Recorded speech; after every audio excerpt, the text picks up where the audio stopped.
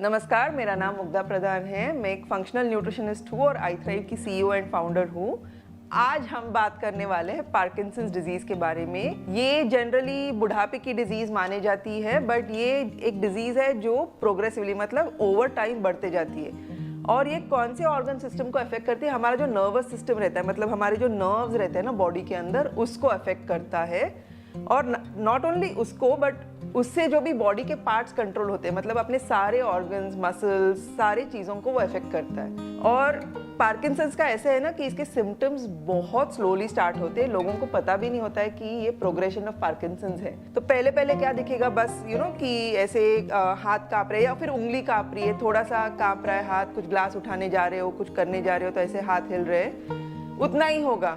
धीरे धीरे क्या होने लगता है, ये जो कांपना है वो कभी कभी ऐसे स्टिफ हो जाएगी, आपकी उंगलियां स्टिफ हो जाएंगी, आपके लेग स्टिफ हो जाएंगे, या फिर आपका मूवमेंट ही स्लो होने लगेगा। जैसे कि आप कुछ करने जा रहे हो तो फास्ट कर नहीं पाते, एकदम धीरे होने लगता है, राइट। सो ये स्लो प्रोग्रेसिंग डिजीज़ है, बट इसको अगर जल्दी अरेस्ट करेंगे तो जो उसका फाइनल आउटकम होता है, जहाँ पे पूरा ही नर्व डीजनरेशन होता है, वो हम प्रिवेंट कर सकते हैं काफ़ी हद तक। दूसरी बात यह है कि जब पार्किंसंस के अर्ली स्टेजेस होते हैं ना, तो फेस पे भी कई बार ऐसे एक्सप्रेशंस कम होने लगते हैं, क्योंकि फेशियल मसल्स को कंट्रोल करने वाले जो नर्व्स है वो इम्पैक्ट हो गए। सो अर्ली स्टेजेस में वो भी होता है कि एक्सप्रेशंस कम हो जाते हैं या फेस कम मूव होता है।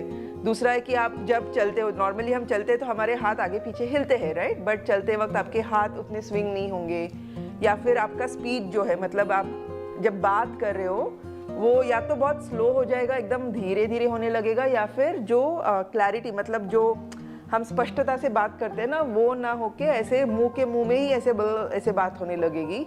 सो वो भी हो सकता है। एंड पार्किंसंस ऐसे है ना कि वो धीरे धीरे धीरे 10 साल 15 साल ऐसे बढ़ते जाएगा। तो इसके बारे में न्यूट्रिशन का, पार्किंसंस के इसमें न्यूट्रिशन का क्या काम है, बहुत बड़ा, राइट। बिकॉज आप अगर सोचोगे तो आपके नर्व्स को प्रोटीन से लेके बी कॉम्प्लेक्स विटामिन से लेके saturated fats, omega 3 fatty acids, copper, zinc, ये सारे न्यूट्रिएंट्स की ज़रूरत होती है आपके नर्व्स को अच्छी तरह से नरिश करने के लिए। एंड अगर आपके नर्व्स को यूँ न्यूट्रिएंट्स नहीं मिलेंगे तो धीरे धीरे उनका डीजनरेशन हो सकता है। अगर आपको जेनेटिक टेंडेंसी है पार्किंसंस की, मतलब आपके पेरेंट्स को थी, आपके फैमिली में किसी को पार्किंसंस है, तो आपका लाइक्लीहुड बढ़ने लगता है।